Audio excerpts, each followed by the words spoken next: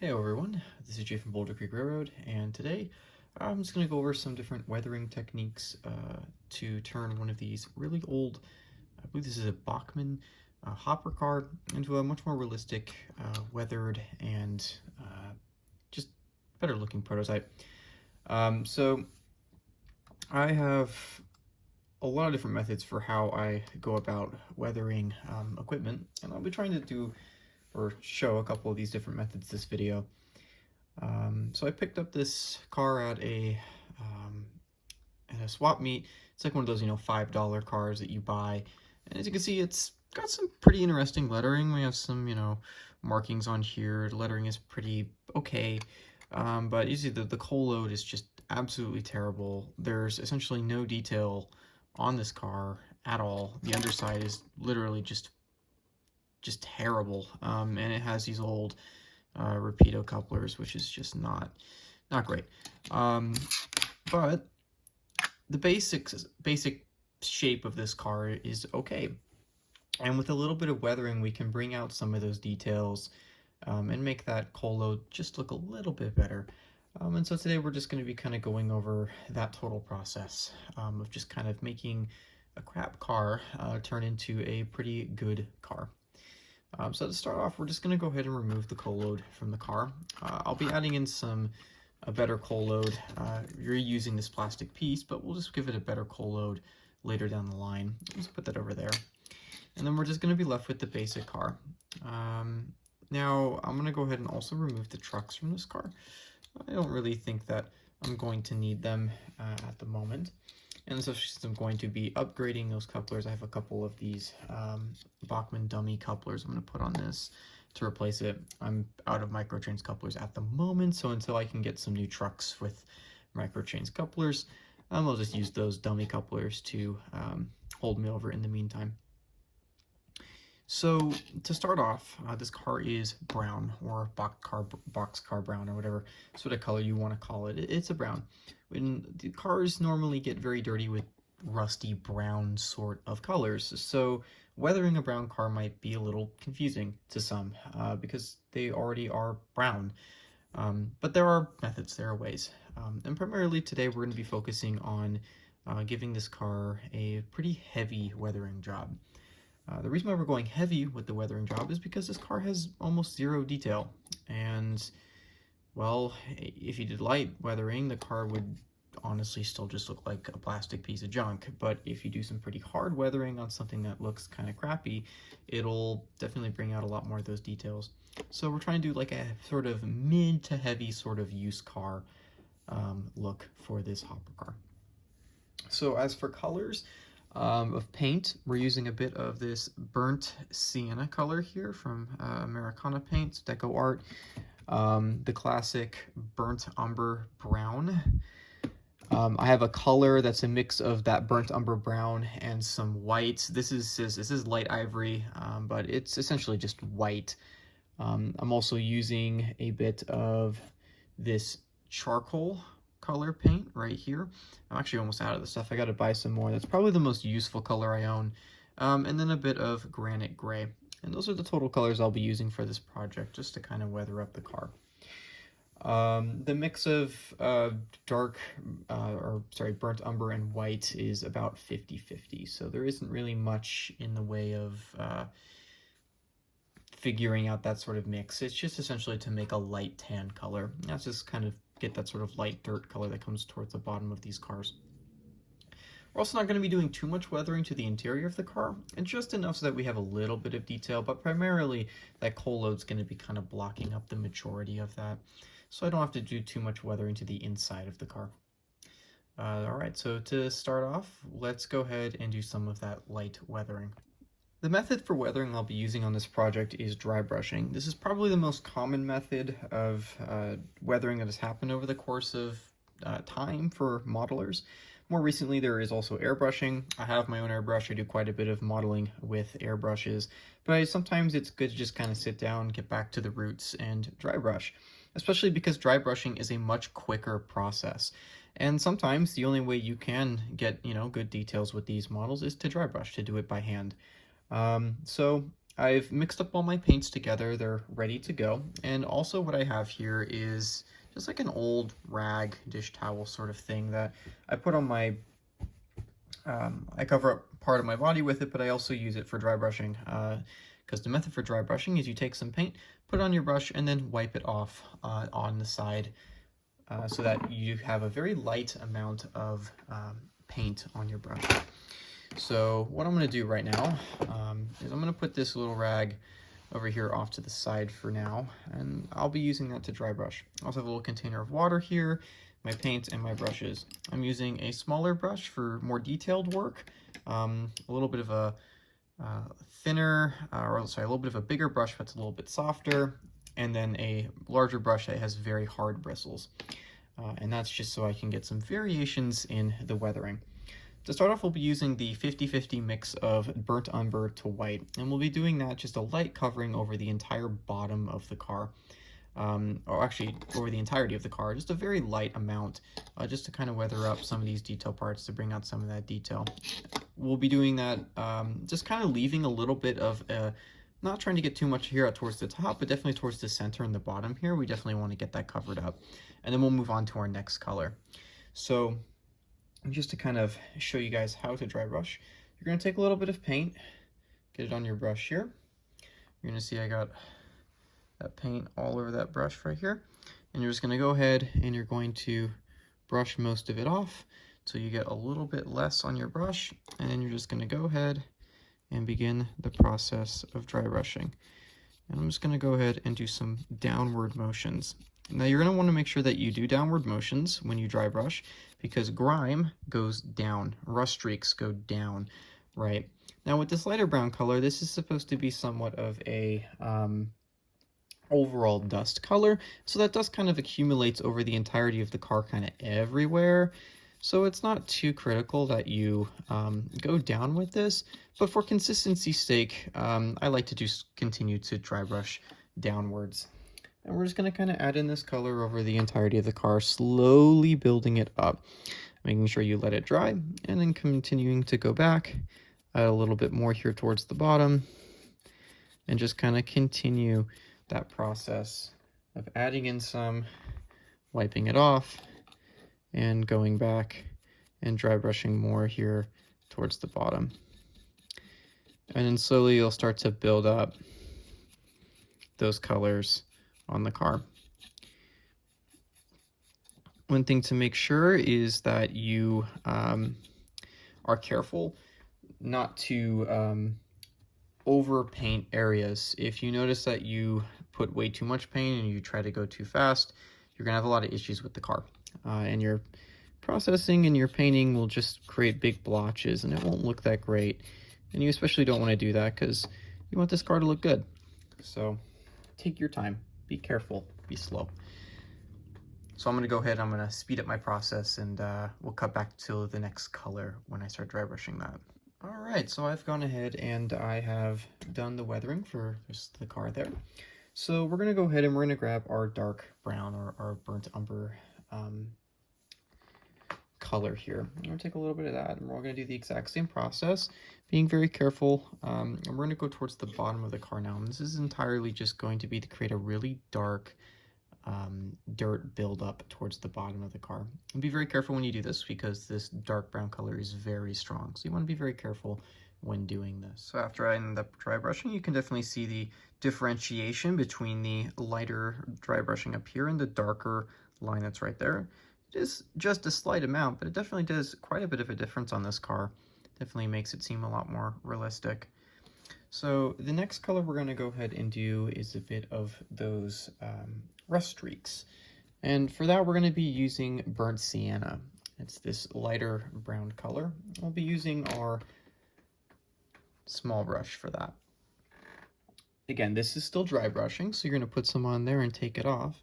And we're just going to do some very light streaks down these ribs here on the side of the car. Some very light amount down on those, since the rust kind of travels down gaps and panels and stuff. So we'll do a little bit of that. All right, just to show you guys the difference, this is before you do those rust streaks, and This is after you add in those rust streaks. So you can see a little bit of a difference there with the rust that's on those beams, a little bit off to the side of them.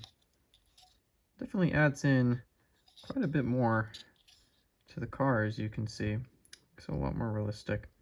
You can slowly sort of build up that rust here. I'm probably going to add up a little bit more just to kind of add it in. I also added it in here on these the hatches towards the bottom, or the bays at the bottom, just to kind of increase that sort of weathering effect to the car. All right, cool. So we've added in all those rust streaks. So the next step is to add in some gray, some light gray. But what this does is it adds in a little bit of some highlights to some of the pieces here. So take a very tiny bit of red on this, little bit of gray on that brush.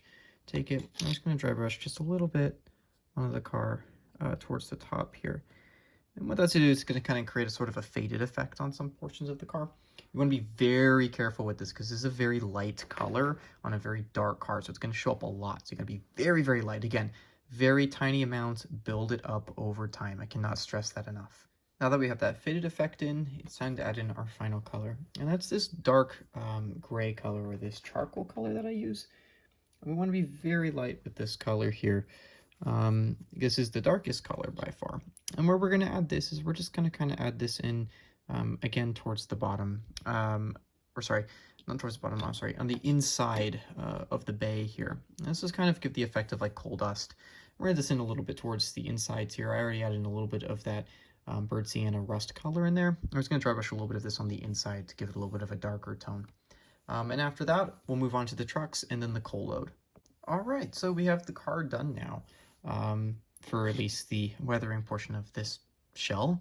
Now we're just going to move on to the trucks. And make sure we get those pins out here a little bit. And I'm going to go ahead and I'm going to replace these couplers with the dummy couplers I have, and then we'll go ahead and weather the car. For weathering trucks, we're going to take a little bit of this light brown color that we have over here and just dry brush a little bit of that onto the sides of the trucks. Just very lightly dry brush some of that onto here. The wheel sets on these cars are already somewhat of a rusty brown color, so I actually don't have to do any painting to those wheel sets.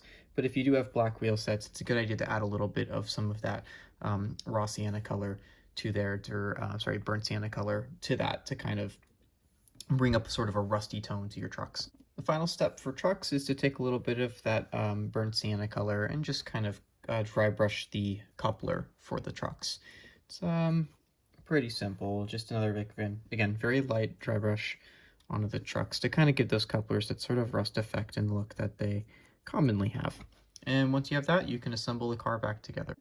So the hopper car looks pretty good, but we still have this really ugly coal load that we need to fix. So let's go ahead and go into that process right now. One thing I've noticed when going to train shows and watching YouTube is people will do beautiful weathering to their hopper cars or have very long consists of hopper car trains, but they will not touch the coal loads on those cars, which I always found quite odd because it creates this sort of cookie cutter effect with the train cars where if you have the exact same plastic coal load, say they bought, you know, the same car from the manufacturer a couple different times, they may go about the process of rechanging the numbers, weathering the car, even adding new decals and repainting it, but the coal load will be exactly the same. And so it just doesn't look right. And these plastic loads look terrible. They have like no detail. It essentially just looks like a plastic, like perfect symmetrical lump of garbage.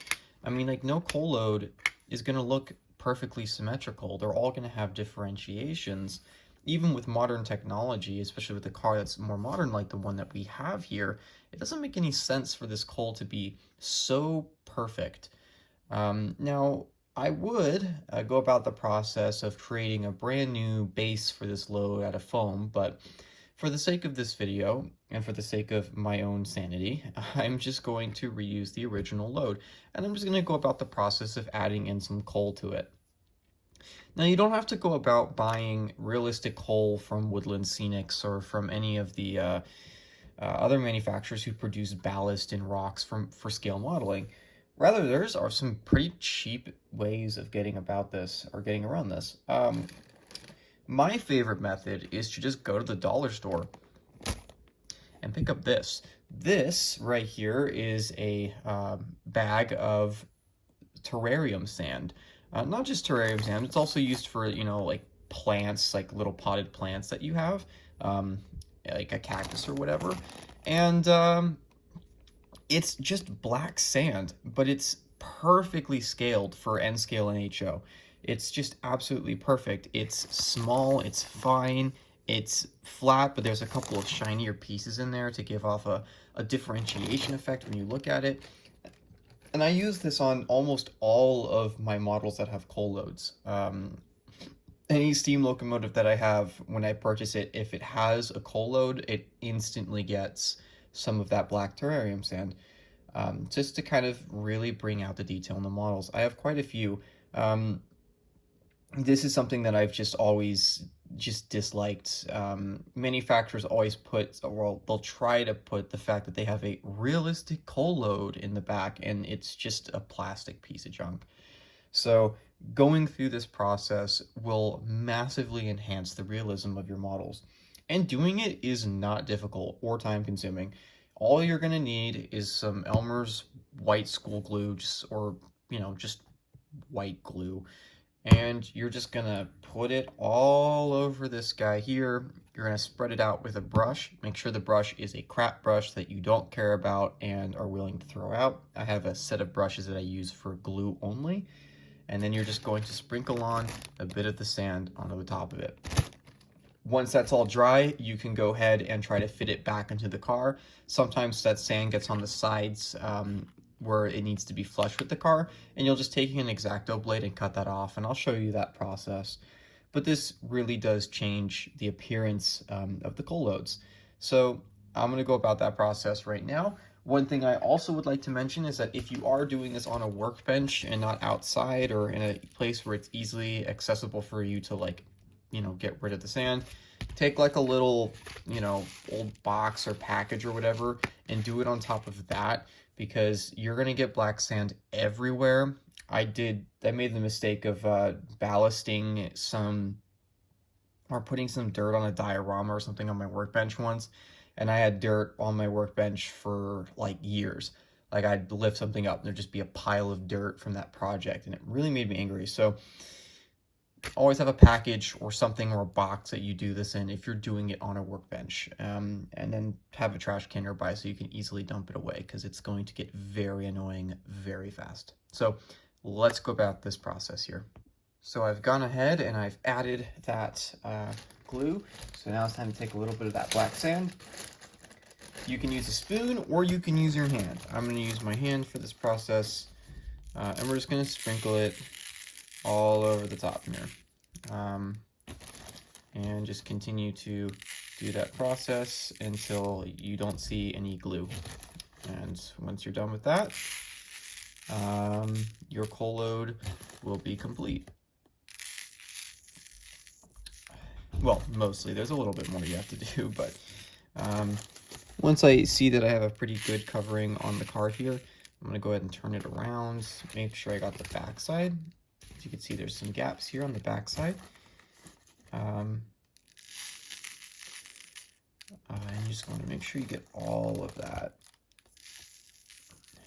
There we go. It looks pretty good to me. So I'm just going to let this sit and let the glue dry. And once it's done, I'll come back and we will we'll apply it and put it inside of our model. All right, folks, so here is the final product. As you can see, that coal load makes one heck of a difference in the realism of this car. It actually looks like a realistic coal load now, and the car now looks a lot more realistic than it once did. You can see just how much a weathering job will do to a piece of rolling stock. It really transforms a piece from just being something that's just kind of roughly okay into something that is truly something I would really consider to be a much more realistic piece. Even though it doesn't have, you know, all these freestanding details or anything like that, it actually looks like a real piece of rolling stock. So that concludes how I weather my hoppers, or at least this hopper. So there you go. Hope you guys enjoyed. Happy railroading.